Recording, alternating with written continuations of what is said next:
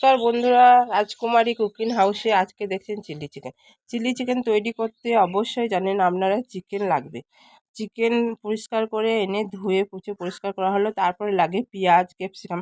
যেহেতু ক্যাপসিকাম পাওয়া যায় না, আমরা পেঁয়াজটাকে পাপড়িটা ছাড়িয়ে নেওয়া হয়েছে এবং গরম মশলা, দারচিনি এবং গরম মশলা যা লাগে আর কি ওই সব পরিমাণ মতো নেওয়া হলো। এবার চিকেনটাকে ম্যারিনেশন করার জন্য চিকেনের পরিমাণ মতো হলুদ নুন দেওয়া হলো। হলুদ নুন দেওয়ার পরে অবশ্যই বাটনা দেওয়া হবে।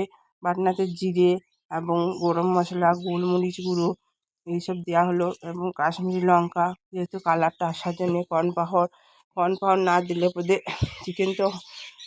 চিকেন পকোড়া হবেই না, আপনারা জানেন চিলি চিকেনে। আর মুচমুচে হওয়ার জন্যে সামান্য পরিমাণে একটু চাল গুঁড়ো দেওয়া হলো। তারপরে ম্যারিনেশন করার পরে মাখানো হয়ে গেল। মাখানোর পরে আপনার দেওয়া হলো 2টো ডিম।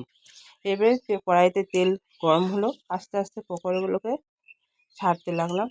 পকোড়া যেই লাল লাল হয়ে গেল সেই পরিমাণে তোলা হয়ে গেল। আমরা চিলি সস ব্যবহার করি না, ওই জন্য গরম জলে শুকনো লঙ্কা ফুটানো তোলা হলে মিক্স করা হলে ওটা চিলি হয়ে যায়। এবার তেল গরম করতে দিয়েছিলাম। কাঁচা লঙ্কা, গরম মশলা ফোড়ন অবশ্যই দিতে হবে। তারপরে পেঁয়াজগুলো দেওয়ার পরে নাড়াচাড়া করতে লাগলাম। এরপরে পেঁয়াজ যেই লাল হয়ে এলো সেই আমি দিয়ে দিলাম সস দিয়ে দিলাম, টমেটো সস দেওয়ার পরে পরিমাণ মতন যে যেমন খেতে ভালোবাসেন, আমি একটু অল্প পরিমাণেই ব্যবহার করি, কম করে। তারপরে দেওয়া হলো আপনার আর একটু পরিমাণ দিলাম, একটু কম হয়ে গেছিলো। এরপরে দেওয়া হলো আপনার কাশ্মীরি লঙ্কা দেওয়ার পরে পরিমাণ মতন এবারে একটু সয়া সস দেওয়া হলো। সয়া সস দিতে হবে অবশ্যই চিলি চিকেনে, সয়া সস না দিলে চিলি চিকেনটা ভালো হয় না, আপনারা জানেন। এরপরে নাড়াতে লাগলাম। নাড়ানো হয়ে গেলে সামান্য পরিমাণে চিনি, যে যেমনভাবে মিষ্টি খেতে ভালোবাসেন সেই পরিমাণে দেবেন। মিষ্টি দেওয়ার পরে জল ঢালা হলো।